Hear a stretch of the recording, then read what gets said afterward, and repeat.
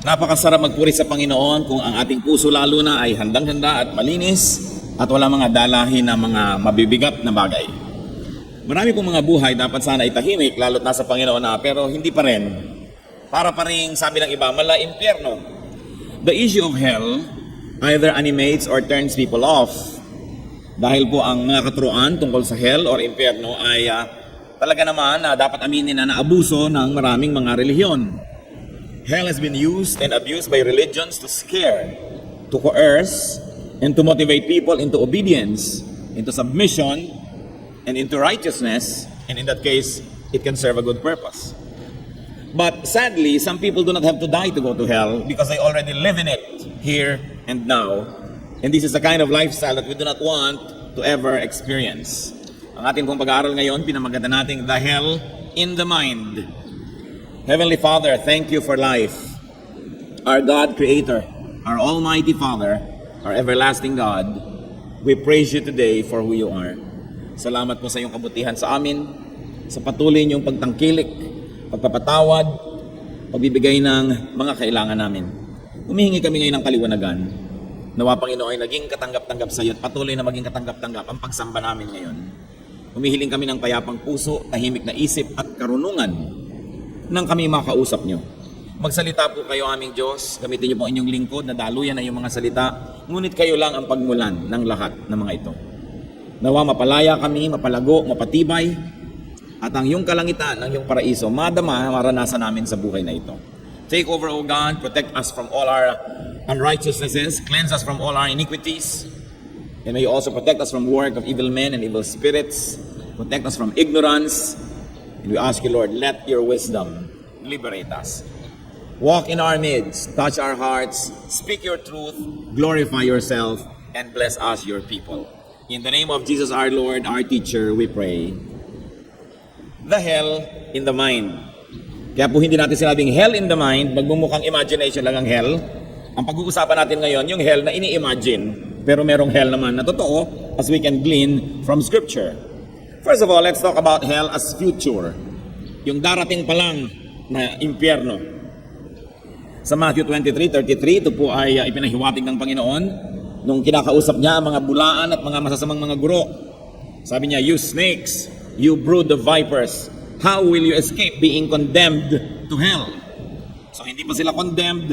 Pero sabi niya, paano niyo tatakasan na kayo ay maipadala at maparusahan sa impyerno? So hell can mean condemnation in the future. Revelation 20:14-15, talking about the things that are yet to come. Then death and Hades were thrown into the lake of fire. The lake of fire is the second death. If anyone's name was not found written in the book of life, he was thrown into the lake of fire.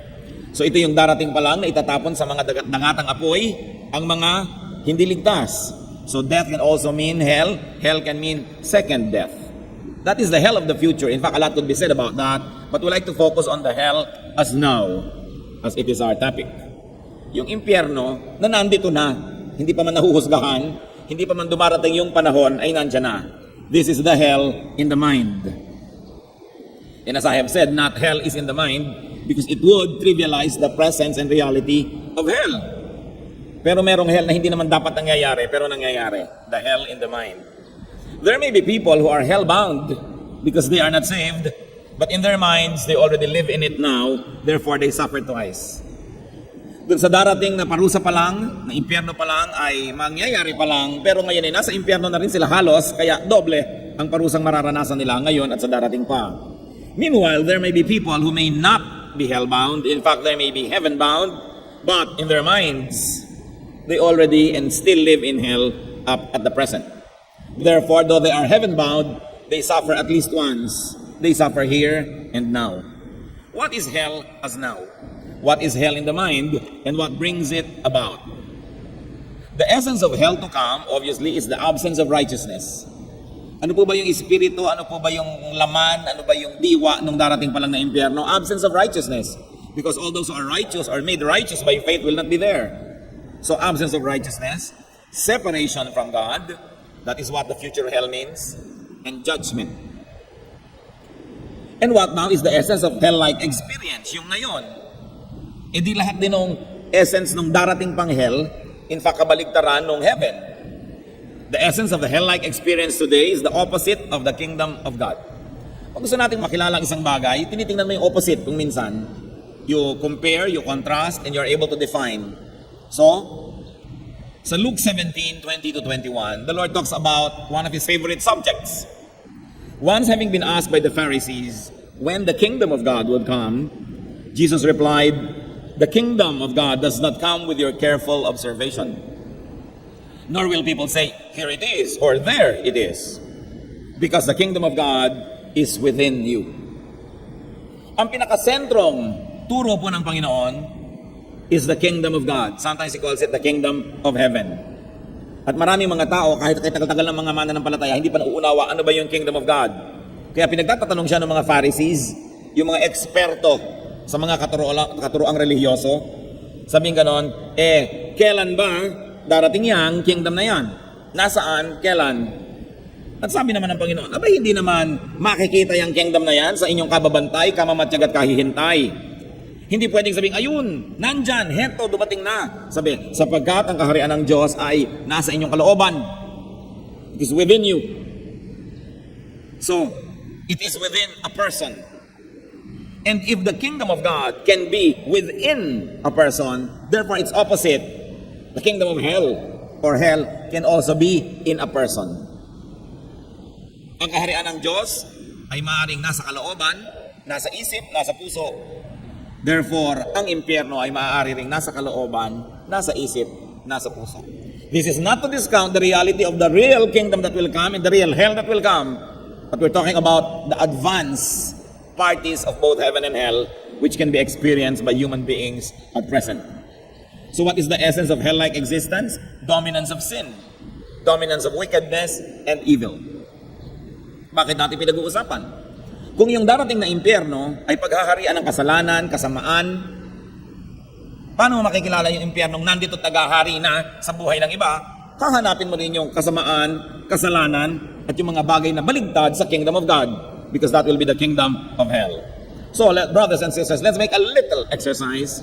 Check if these following elements of hell are in your lifestyle today. Remember, our topic is to identify and therefore escape from the hell that is now in people's lives.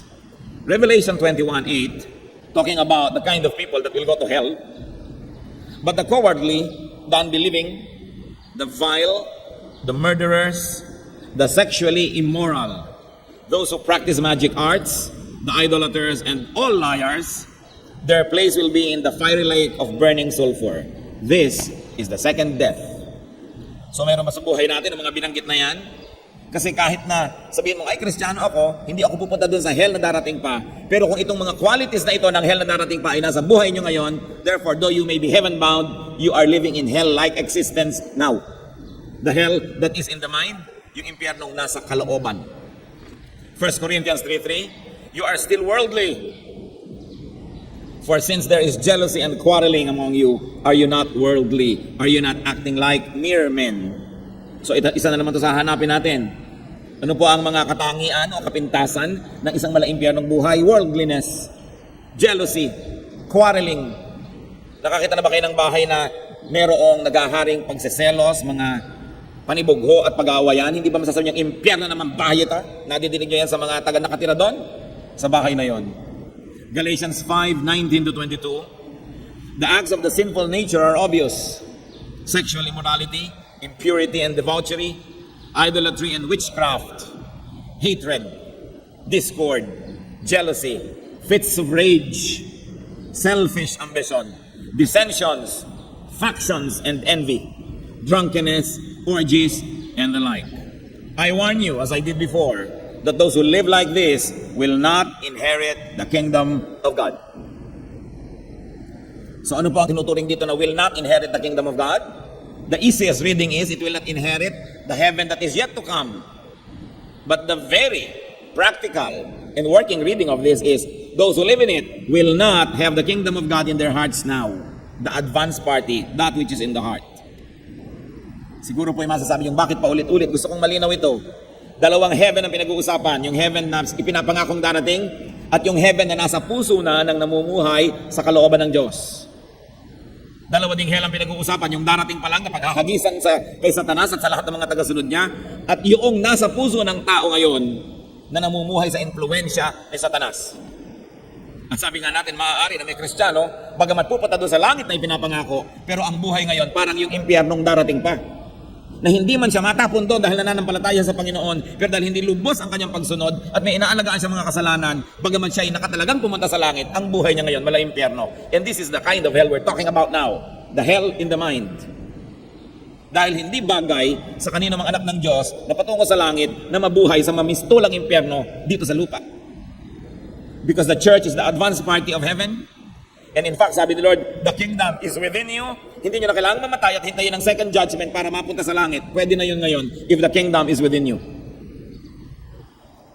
Meanwhile, meron naman mga tao na hindi na kailangang mapatay at itapon sa impyerno dahil ngayon pa lang, mala impyerno na ang buhay. People live in the hell in the mind when their lives are corrupted by the sins that we already mentioned. Ano po ang mga palatandaan that we may be living in the hell that is in the mind? What are the symptoms of hell-like existence? Sa bagay, kung nandun ang sino man, hindi na siguro kailangan pasabihan. Alam mo, mala-impyernong buhay mo. Dahil alam na niya yun. Pero sabi nga ng matatanda ang paalalay gamot sa taong nakalilimot. Symptoms of hell-like existence, number 1 is fear. Those who live in the kingdom of God that is in the heart don't live in fear. So kung patuloy ka namumuhay na napakaraming takot, lagi na rin natatakot, kailangan ka makatakas dyan, kapatid, because that is not what the kingdom of God is all about. Romans 8:15, for you did not receive a spirit that makes you a slave again to fear. Hindi yan ang ibinigay sa mga anak ng Diyos, kundi kapayapaan. Sabi ni Lord, peace I give to you. My peace I live with you. Isaiah 21:4, my heart falters. Fear makes me tremble. This is hell-like experience. This is hell in the mind. Another symptom of hell-like existence is trouble or lack of peace. Gulo, sigalot, kalituhan. Proverbs 12:21, the wicked have their fill of trouble. Magulo. Kaya hindi bagay sa mga Kristiyano na magulo ang buhay. Sa katunayan na hindi bagay kahit kanino yan, pero sinisira nga ni Satanas ang buhay ng tao, kaya nagkakaroon ng gulo. Kaya iba magtataka ka, ang tagal-tagal ng mga Kristiyano, magkakapatid pa naman mga Kristiyano, tapos ang gulo-gulo nila. Isang buong pamilya, Kristiyano, ang gulo-gulo. O kung hindi man sila magulo sa loob nila, dahil 100% sila nagkakasundo sa mga kamalian nila at nagkukonsintihan sila at nagtatakipan at nagtutulungan. Pero ang gulo ng relasyon nila sa mundo, ang gulo ng relasyon nila sa church, in fact, nakakailang church na sila ng lipat, hindi pa sila matahimik, kasi sisisihin nila lahat ng churches na pinanggalingan nila. Siguro pag nakakamahigit 4 ka ng lipat, magsimula ka na mag-isip, baka ikaw na may problema. Na yung isa o dalawa, baka nga naghahanap ka talaga lang ng improvement. Pero kung paulit-ulit na yan, mag-isip-isip ka na. At meron pong mga pamilya, mga kapatid, tahimik sila sa loob ng pamilya kasi nagkakasundo sila sa kanilang mga kasalanan. Pero ang gulo ng relasyon nila sa ibang mga pamilya, sa ibang mga kamag-anak, at sa ibang tao sa paligid. Napakarami ko na pong nakitang pamilya na 100% ang unity nila sa kasamaan. Talagang mga konsentidor sa isa't isa, takipan, may mutual admiration society, hangang-hanga sa isa't isa. And the family members can never do wrong. Laging tama, laging may excuse. It's always somebody else outside of the family who is wrong.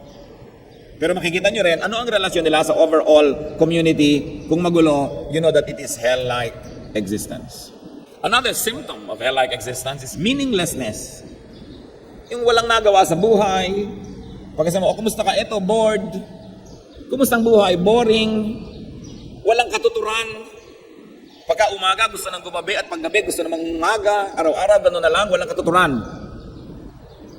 Samantalang ang daming ipinapagawang mabuti ng Diyos, kulang na kulang ang panahon ng mga taong talagang lubos na gustong matuto, ang daming pwedeng pag-aralan, ang daming librong dapat basahin, ang daming kantang dapat kantahin, ang daming kabutihang dapat gawin, pero yung mga taong walang magawa. Ecclesiastes 2:17, so I hated life because the work that is done under the sun was grievous to me. All of it is meaningless, a chasing after the wind. Isang realization ni Solomon, napakaraming bagay walang katuturan. Ngayon, dalawang bagay po ang maging meaningless. Pari natin i-considera, meaningless one, yung walang katuturan ng mga bagay one, yung meaningful to the world, but meaningless to the spirit. Maring yan ang tinutukoy ni Solomon. Kasi marami naman siyang ginawa. Sabi niya, nag-green revolution ako. I planted gardens and vineyards. I built houses. Nagbasa ako, nag-aral ako. Meaningless. So ang meaningless niya, ibig sabihin, meaningless doon sa kabilang daigdig, meaningless sa espiritu, pero maaaring meaningful sa mundo. Marami namang meaningful sa mundo na walang katuturan sa spirit eh. Halos lahat ng contest, pabilisang tumakbo, halimbawa, pataasang tumalon. Actually, mahalaga sa mundo. Lumusog ka, maging mabilis ka at may magawa ka, pero in eternity and in the spiritual realm, wala naman talaga. So yun ang maaaring sinasabi ni Solomon, meaningless, number 1. Then meron pa pong meaningless, number 2. Yung wala ng katuturan sa spiritual world, wala pa rin katuturan kahit sa physical world. Talagang walang kakwenta-kwenta.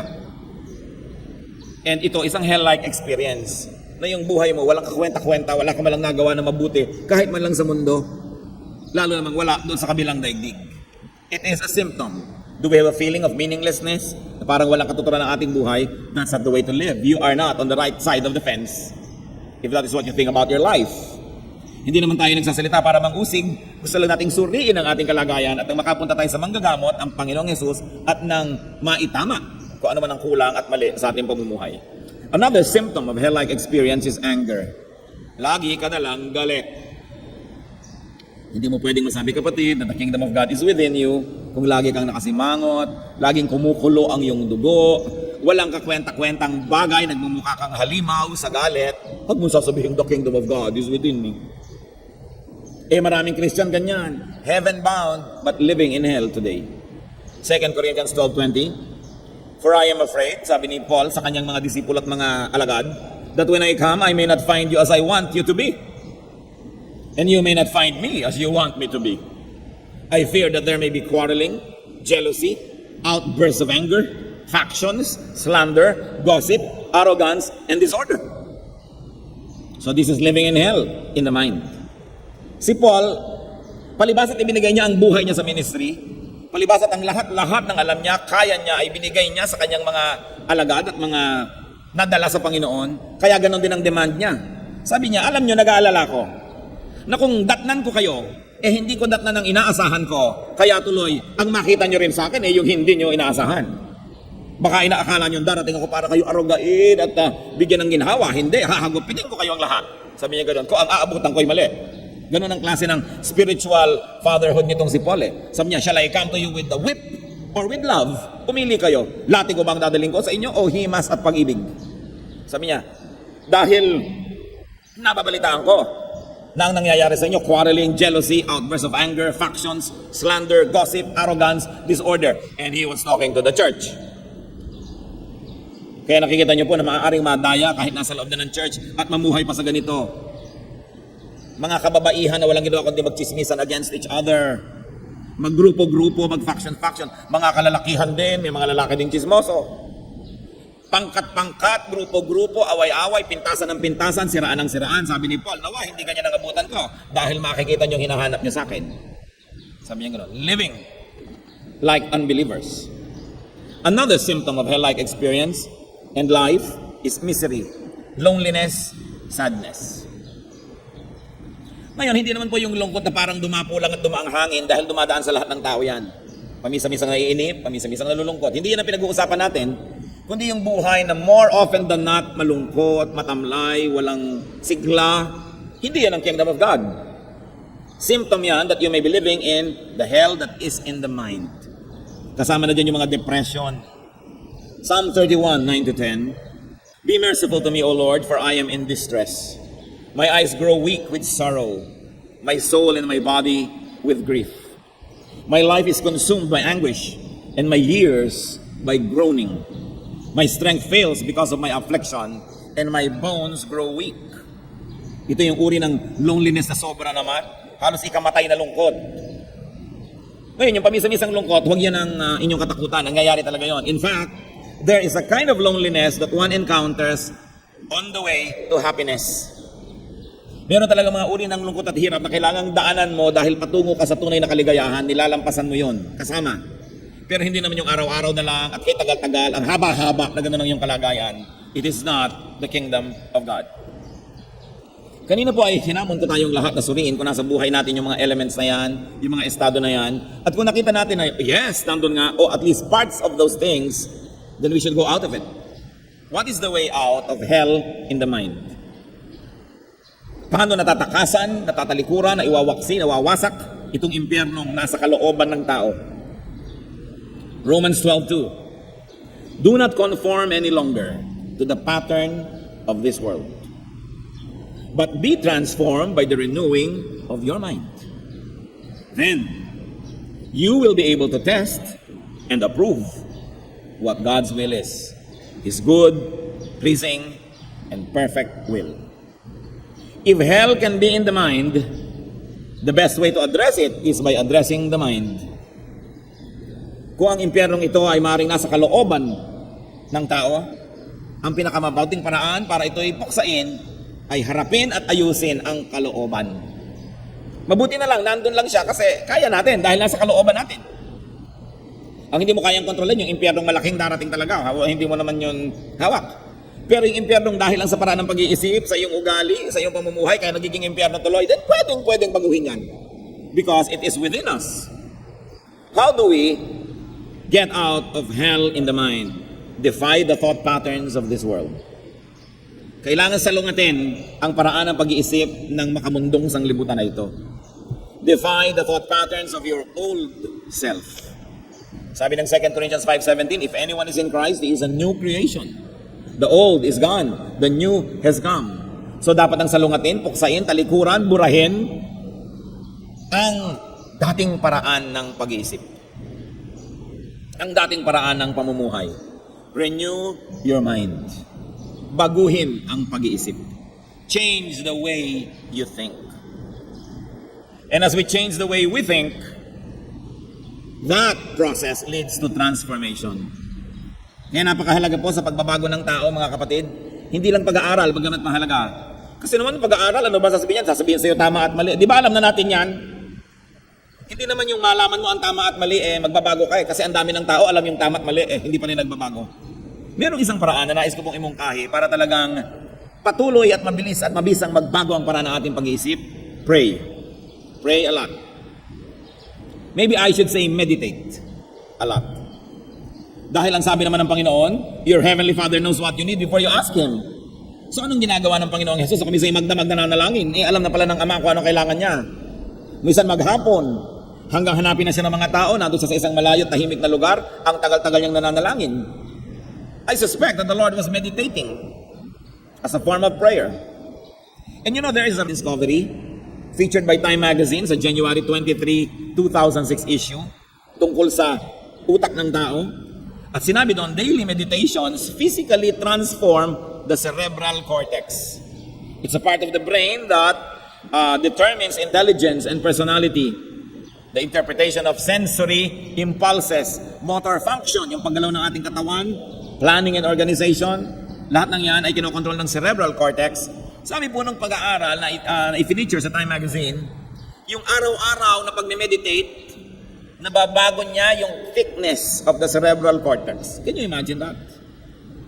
So, hindi lang sa knowledge, hindi lamang sa awareness of what is right and what is wrong, but on meditating on it. Kaya ang sabi sa song, I meditate on your law day and night.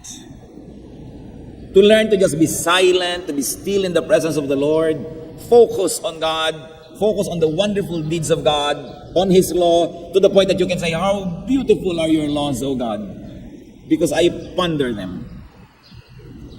Napakahalaga yung meditation. Pag ninilay-nilay, pagmumuni-muni, pagbubulay-bulay, at natitiyak ko na sa iba pa mga languages ng Pilipinas, meron tayong equivalent na words. Nung araw po, at hanggang ngayon din naman, pero pakonti na ng pakonti, napakalaki ng paratang ng mga Kastila na ang mga Pilipino daw ay tamad. Katatamad. Sabi nila, dahil lagi nilang nakikitang nasa duyan, uugoy-ugoy sa duyan. Bata pa lang, inuugoy-ugoy sa duyan. Paglaki na, ibang duyan naman, uugoy-ugoy pa rin. At pag matanda na, doon sa silyon o sa tumba-tumba, uugoy-ugoy pa rin. Sabi ng mga Kastila, katatamad na lahi ito, laging uugoy-ugoy. Ang hindi nila nabatid, at hindi batid ng maraming Pilipino ngayon, na sa pag-ugoy-ugoy sa duyan, sa pag-ugoy-ugoy sa silyon, dumarating ang isip sa relaxed state, na nakakapagmuni-muni, nakakapagbulay-bulay. Sabi ngayon ng maraming makabagong pag-aaral, the art of doing nothing. Nasabi nila, kaya nawawala na ang values ng mga tao, yung strength ng kanilang personalidad, yung kanilang espiritualidad, because they're always busy. Their mind is always working on some objective and some conscious process. But science now, again, confirms that the mind is to be lulled into relaxation so that it can work what it has been designed to do, and that is to transcend the physical world. In fact, to be in the kingdom of God. Kaya nakikita niyo po ang mga matatanda natin nung araw, kahit hindi masasabing nakapag-aral sa mga formal schools, ang tatalino. May mga suliranin ka, pupunta ka sa kanila at bibigyan ka nila ng napakagagaling na mga payo at mga mahuhusay na mga pananalita. Kabubulay-bulay, kamumuni-muni. Kaya sabi ko nga dapat ibalik sa mga bahay ng mga Pilipino ang duyan, ang silyon. Para may mga panahon na uugoy-ugoy ka lang doon at nang makapanariwang yung pag-iisip at muli makipagniig ang iyong espiritu doon sa espiritu ng lumikha sa atin, ng ating Diyos. Not to be always filled with intellectual pursuits. Paano magkakaroon ng pagbubulay-bulay at pagmumuni-muni ang mga tao ngayon? Paggising pa lamang, bukas na ang TV o radyo. Kahit na hindi nanonood, naghuhugas ng plato, nagluluto, may tibing umaandar. Kaya napupuno ang kanyang utak ng kung ano-anong mga bagay. Wala siyang panahon na maging empty enough para tumanggap ng munti at mahinang tinig mula sa daigdig ng Espiritu, mula sa Panginoon natin. Tapos may mga nakasaksak pa sa tenga ng mga makikinig. At ang cellphone kahit sa banyo, dala-dala. Hindi na tayo makapag-isip ng tuloy-tuloy at makapanahimik ng tuloy-tuloy dahil lagi nagri-ring ang telepono, nagri-ring ang cellphone, laging may nadidinig, may tugtog. Punong-puno ng kalat ang ating utak. Kaya sa dinami-rami ng information na alam ng panahon na ito, this generation has not produced a philosopher. We may be well informed, but it doesn't mean that we are becoming wiser. To know pieces of information is a far, far cry from being wise. So we may be knowledgeable, we may be informed, but are we wise? So the lulls, these corridors of silence are important in our lives so that we can be renewed. Remember the Lord, how He prayed, how He meditated. Hinahanap siya lagi ng mga tao pero nandun siya sa malayo at siya ay nananalangin. Sapagkat kung hindi siya lalayo, hindi na siya magkakaroon ng kapayapaan, lagi siyang guguluhin. Ang lakas niya, ang kanyang kapangyarihan ay napakalaki ng kinalaman doon sa kanyang pananahimik sa presensya ng Diyos Ama. Isang bagay na dapat nating tularan. Another way out of this hell in the mind is to change your ways, your lifestyle. We have to change our ways and our lifestyles. Ephesians 4:22-24. You were taught with regard to your former way of life to put off your old self, which is being corrupted by its deceitful desires, to be made new in the attitude of your minds, and to put on the new self, created to be like God in true righteousness and holiness. Can you imagine what these verses are saying? Sabi, tinuruan na kayo na hubarin nyo na yung dati nyong pagkatao na lagi nang pinarurumi ng mga mapandayang mga hangarin at kagustuhan. At nang gayon kayo mapaging bagong mga pag-iisip, bagong kalooban. At isuot ninyo, tanggapin ninyo, pakaloob-loobin at dibdibin nyo ang inyong bagong pagkatao na nilikha kawangis ng Diyos. So meron tayong dating pagkatao at meron tayong bagong pagkataong nilikha at huwangis ng Diyos. We must have less and less of the old self so that we can have more and more of the new self. Because the law of impenetrability tells you that only one thing occupies one place at one time. So if your old self is given a big space in your heart, sa inyong kalooban, ang liit ang natira para sa inyong new self. The old self has to be pushed out so that you will have more and more space for the new self. The old self that makes you live in hell-like existence must be retired. And the new self that brings in the kingdom of God into your heart must be given more and more space. So two forms of realities, at least, confront us right now. The physical and the actual. In the body, in the flesh. Then the spiritual and the virtual, that which is in the mind. Avoid hell that is physical. You can do that by accepting Jesus as Savior and Lord, by obeying God and living in the will of God, our Father, our Creator. Then you avoid hell that is physical. But now, you avoid the kind of hell that is in the mind also. And you can control that. Discipline your mind. Cleanse your mind. and keep your mind a holy ground for God. Remove what is hell-like in your mind, and you will remove it in your life. Because you are what you think, and you are how you think. Kaya ang paraan ng pag-iisip ang unang babaguhin. Sabi, be transformed. How? By the renewing of your mind. Ang pagbabago ay mangyayari lang pag nagbagong loob. Kailangan palitan ng pag-iisip, ang ugali, ang mga pamamaraan. And enjoy a life of peace.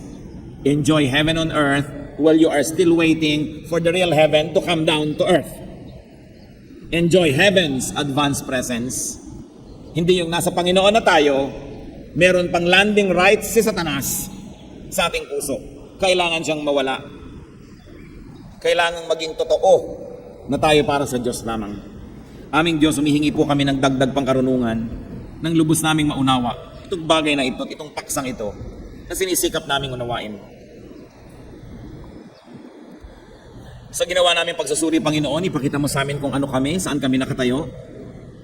Unang-una, baka meron sa amin talagang patungo sa hell because they are not yet saved. Paunawa mo sa amin, Panginoon, na kailangan kaming sumuko sa inyo, O Diyos. Tanggapin kayo sa aming puso at mamuhay ayon sa iyong kalooban. Kung meron naman sa aming kalagitnaan na talagang anak nyo na, pero ang buhay magulo, ang buhay puno ng takot o kaya walang kahulugan, turuan mo kami na isuko ang aming isip, ang aming paraan ng pamumuhay at ang aming kalooban, at na sa ganon we may not live in hell today. Kumilos po kayo, Panginoon, nakikita nyo ang puso ng bawat isa. Sino man ang nabubuhay sa sobrang gulo, o kaya lungkot, o kaya hirap, today, O God, is your day of salvation, not for our eternal security, but for our security here on earth. Move in our midst, mga kapatid. Kung sino man sa inyo ang magsasabing, ang gulo-gulo, parang hell ang buhay ko, o kaya parang hindi ko naman maranasan yung heaven-like kingdom of God in the heart, I like to pray for you right now. Join me in prayer. Let's be united. When 2 or 3 are united in the Lord's name, He is there in their midst and He listens. Panginoon, dinadalangin po namin ngayon mga kapatid, ang mga kaibigan namin at mga panauhing narito at nakikinig sa mensahe. Sino man sa amin, Panginoon, ang pinaghaharian ng gulo ang buhay, pinaghaharian ng takot o kaya ng kawalang kabuluhan, walang kapayapaan, punong-puno ng mga away, punong-puno ng takot at mga pangamba. Hipuin niyo ang puso ng taong ito, Panginoon. Muli kayo magpakilala, O Diyos, kung sino kayo.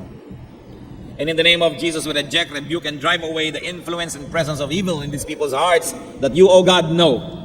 In the name of Jesus, we apportion this blessing to all of those who need it and have faith in the Lord. Receive the peace that can come only from God.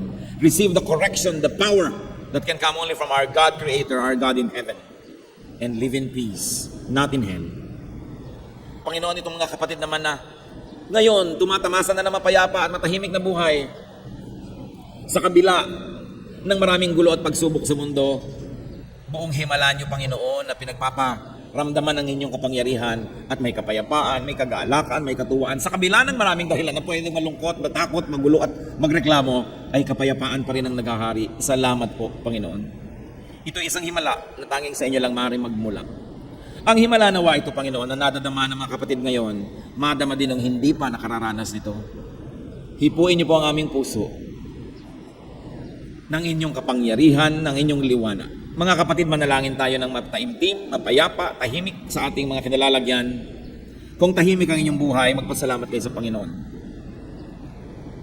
Ipanalangin niyo rin ang mga hindi matahimik. Ilapit niyo sila sa Panginoon ngayon, lalo mga taong kilala niyo talaga. Ilapit niyo sila na magkaroon ng kaliwanagan, mabuksan ang isip at nang mapasok ng Espiritu ng Diyos, ayon na rin sa pagpayag at pag-anyaya ng mga taong ito. Ipanalangin niyo rin na mabuksan ang isip ng mga nadidimlan, naguguluhan, nang makita nila kung saan nagmumula ang mga suliranin at gulo ng kanilang buhay. Ito ay pagkawalay sa Diyos at pakikipagkasundo kay Satanas. Idalangin niyo, lalo ang mga kilala niyo, na magkaroon ng kaliwanagan. At patuloy natin idalangin ng mga kapatid nating narito na bagamat patungo sa langit, ang buhay ngayon ay malayo sa pagiging langit. Ituro ng Panginoon ang mga pagbabago sa pag-iisip. Mga kapatid, ang langit na nasa ating puso, ang kaharian ng Diyos na nasa ating kalooban, ay hindi umaasa sa mga panglabas na mga bagay. Ng langit ang ating nararanasan kung may pera tayo, kung magaling tayo, kung wala tayong sakit, kung maayos ang lahat. Kundi ang langit na ito nandyan sa kabila ng lahat ng gulo ng mundo. Sapagkat mayroong espasyo sa loob ng ating puso na para sa Diyos. Nag-ahari siya doon at nakapananaig siya sa lahat ng gulo na talaga namang nasa paligid din natin. Manalangin tayo, magpasalamat, lumapit. Ang Diyos kasama natin ngayon. May the heaven that is available here on earth be enjoyed by everybody as we surrender our lives to the Lord. Stay and remain in the spirit of silent prayer.